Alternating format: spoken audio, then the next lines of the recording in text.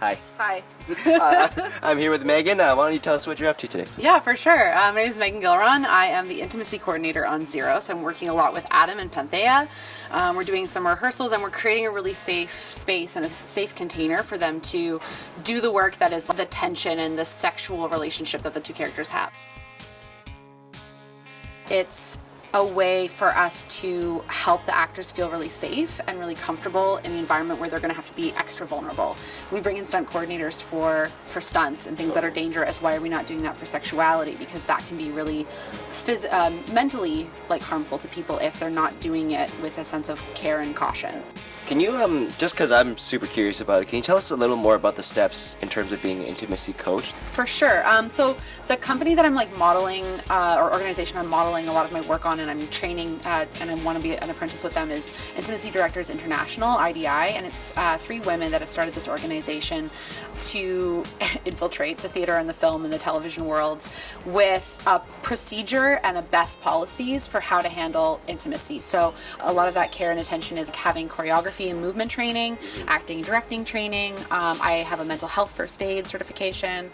I'm also going to be doing a course for being a sexual health educator. So combining all of those influences and then creating that safe space for the dialogue between the actors and between the director and the actors or producers and people who there's influence, right? So if somebody is a director or a producer, no matter how much they have the connection with the actors, you have a power imbalance there. You have a power dynamic that's at play.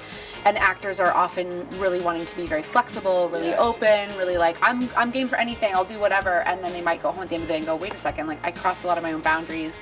And I believe that most scenes that can happen can all be within the actor's boundaries and have actor-to-actor consent about each of the scenes that they're doing, even though it's their characters are doing it, for sure.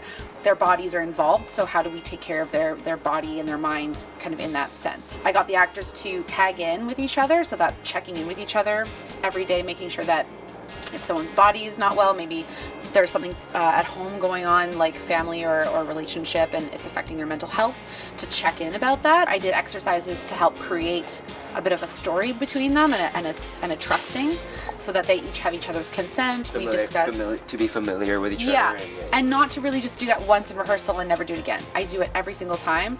Several different people paying attention to what's going on in the scene can minimize dangerous things or someone's mental health being at stake, right? And we have to understand that there's me as a person, the character that I'm portraying, and the actor, the professional person that shows up to work. And how do we create those safe containers for those different people to exist and do the work effectively and efficiently and create the story and the characterization that you want to.